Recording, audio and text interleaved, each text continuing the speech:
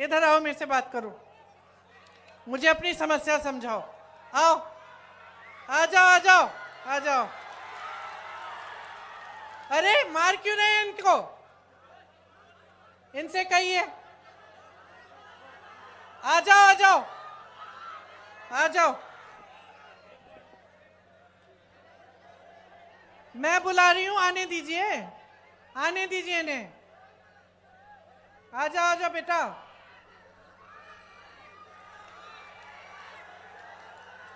आ जाओ, शाबाश। आओ, ऊपर आओ। उसको पकड़ो मत। अरे कुछ नहीं, आने। इधर आओ। नाम क्या है तुम्हारे? आसिफ खान। ये देखो, ये है आसिफ, ये बिहार का नौजवान है। लड़ लड़ के वहां से आया मुझे अपनी समस्या बताने के लिए। ये है बिहार का नौजवान जो अपने अस्तित्व को समझता है, अपने अधिकारों को समझता है, जो लड़ता है अपने अधिकारों के लिए, जो समझ रहा है कि इसके साथ क्या हो रहा है आज।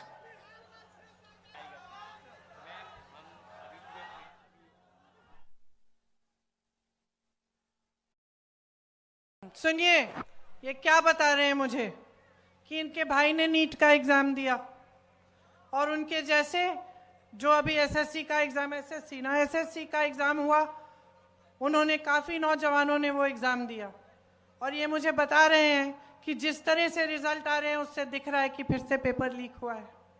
कह रहे हैं कि जब प्रदर्शन करने गए, अपने अधिकार मांगने गए, तो इनको पुलिस ने पीटा, कि प्रशासन ने दबाने की कोशिश की।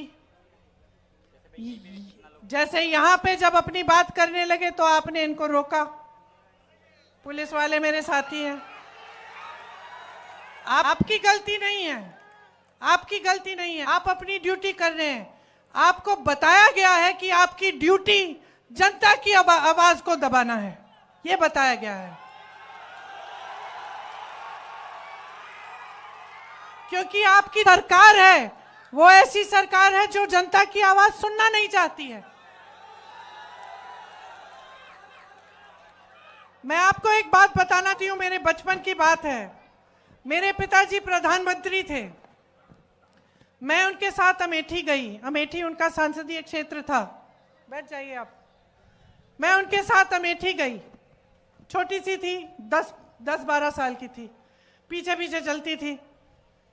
हम एक गांव में गए और मैं अपने पिता से डरती थी क्योंकि मेरे पिताजी वो मतलब नियम के आधार पे चलते थे। हम कुछ गलत वलत करते तो खूब डांट खाते थे। पिताजी गांव के अंदर गए, मैं पीछे पीछे गई और एक महिला बड़ी जोर से उनको डांटने लग गई। मैं डर गई। मैंने सोचा ये महिला कैसे डांट रही है मेरे पिताजी को।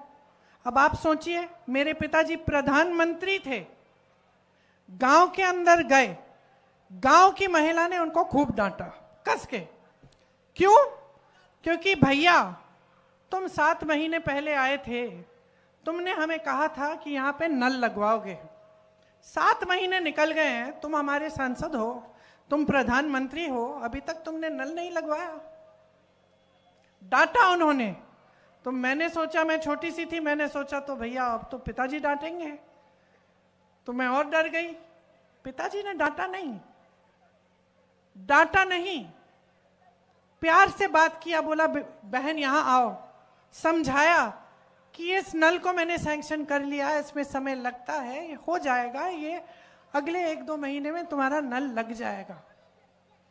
जब हम गाड़ी में बैठे, मैंने पिताजी से पूछा कि पिताजी तुम्हें इस गांव की महिला ने बहुत डांटा, आपको गुस्सा नहीं लगा, गुस्सा नहीं चढ़ा?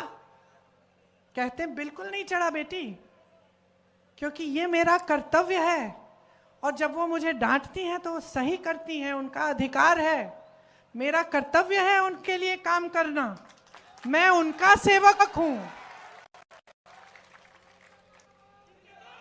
तो अगर सरकार, देखिए मैं अपने पिता की प्रशंसा नहीं करने के लिए यहां खड़ी हूं, मैं आपको एक बात बता रही हूं, साधारण बात, कि उस समय बड़े से बड़े नेताओं की क्या मानसिकता होती थी। अगर जनता की समस्या है, इस लड़के की कोई समस्या है, इसके साथ गलत हो रहा है, ये प्रदर्शन कर रहा है, अपना अधिकार मांग रहा है, तो ये तो हमारी लोकतंत्र की सबसे बड़ी देन है, सबसे बड़ी मजबूती है, सबसे बड़ी शक्ति है। नेता को इसके सामने झुकना चाहिए, नेता को कहना चाहिए कि हाँ, हम तुम्हारी समस्या को का समाधान करने की कोशिश करेंगे। और जब नेता ऐसा होगा, जब सरकार ऐसी होगी, तब पुलिस भी ऐसी होगी। तब पुलिस आपको पीटेगी नहीं, तब पुलिस और प्रशासन भी आपको पीटेंगे नहीं, वो करने देंगे प्रदर्शन, खड़े रहेंगे। आप अपना प्रदर्शन करेंगे, वो खड़े रहेंगे, आप प्रदर्शन करके घर चले जाएंगे। तो इनकी गलती नहीं है, ये भी अपनी ड्यूटी कर रहे हैं, क्योंकि इनकी सरकार इनको कह रही है कि जाओ दबाओ इस प्रदर्शन को। तो समझ लीजिए कि बदलाव आपको हर स्तर पर चाहिए, आपको हर स्तर पर लाना है।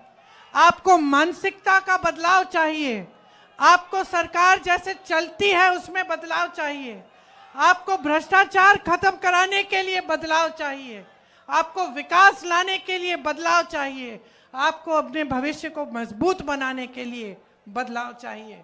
बदलाव लाइए, आपके हाथों में है, आपके ही हाथों में है। बिहार को शक्ति दीजिए।